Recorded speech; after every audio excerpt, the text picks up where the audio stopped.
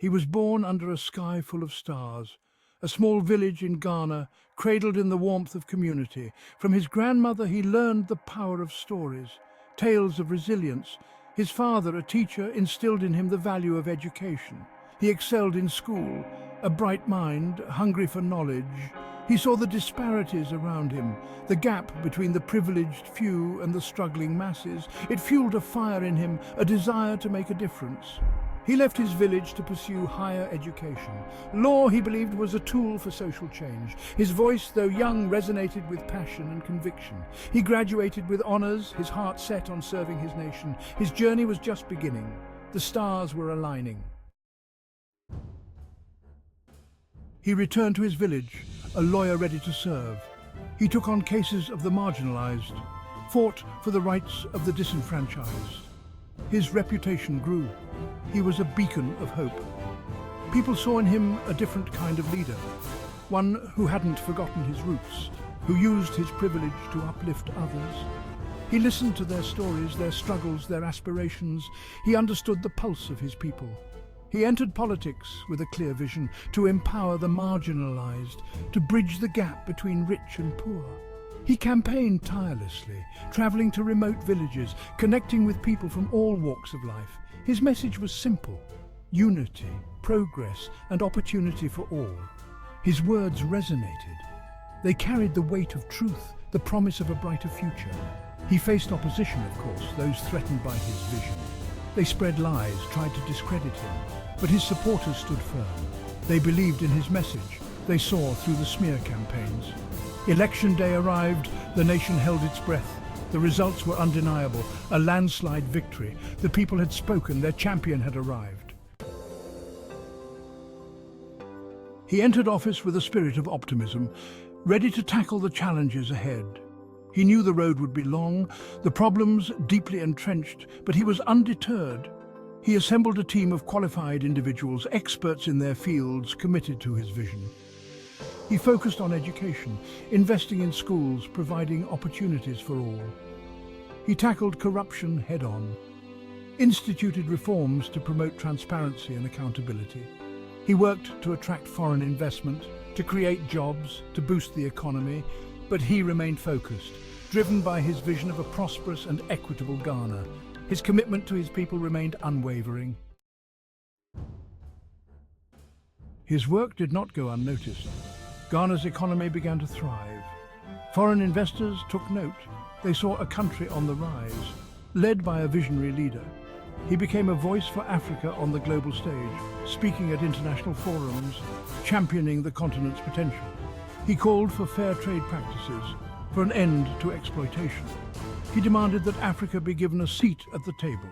He forged strategic partnerships with countries in the global south. He believed in South-South cooperation, in sharing knowledge and resources. He worked tirelessly to promote peace and security in the region, mediating conflicts, advocating for dialogue.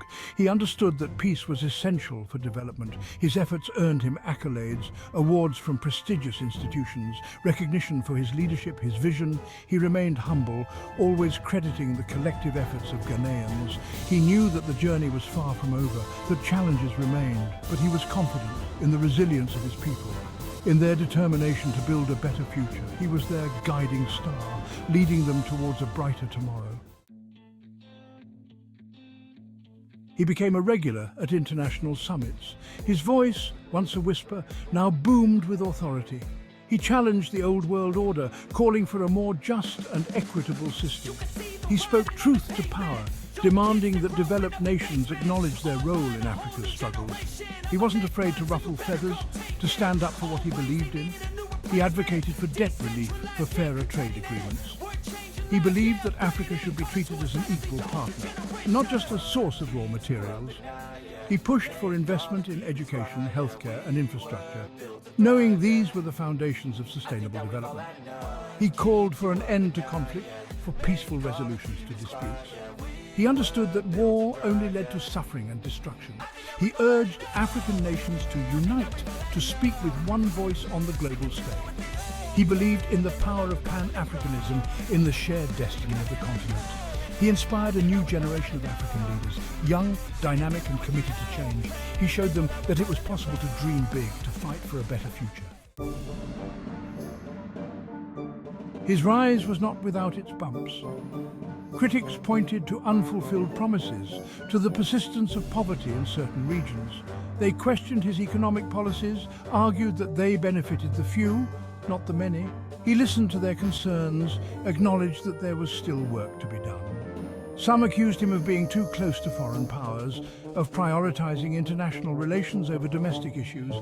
They questioned his commitment to democracy, pointed to instances where dissent was stifled.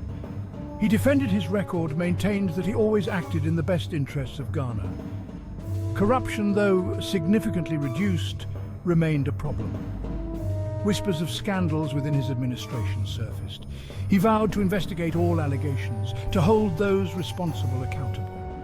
He knew that corruption eroded trust, undermined the progress that had been made. He was determined to root it out. Despite the challenges, his vision remained clear. He wanted to see a Ghana free from poverty, where every child had access to quality education, where healthcare was a right, not a privilege. He dreamed of a Ghana that was a beacon of democracy, a shining example for the rest of Africa. He believed in the power of entrepreneurship, in creating an environment where businesses could thrive, where young people could turn their ideas into reality. He wanted to see Ghana become a hub of innovation, a leader in technology and renewable energy. He spoke passionately about the need for unity, for Ghanaians to put aside their differences and work together. He believed that tribalism and division were holding the country back. He called for a new era of patriotism, where Ghanaians were united by their shared history and common destiny. His time in office would eventually come to an end, but his legacy, the impact he made, would endure. He would be remembered as the leader who put Ghana on the map, who raised the country's profile on the world stage. He would be celebrated for his commitment to education, for his efforts to empower women and young people. He would leave behind a country transformed, with a growing economy, improved infrastructure and a vibrant democracy. But his work would not be finished. Challenges would remain. Inequality, corruption and the threat of climate change would persist. It would be up to the next generation of leaders to carry the torch, to build on the foundation he had laid, to continue the journey towards a brighter future. The stars he knew were still shining, guiding Ghana towards its destiny.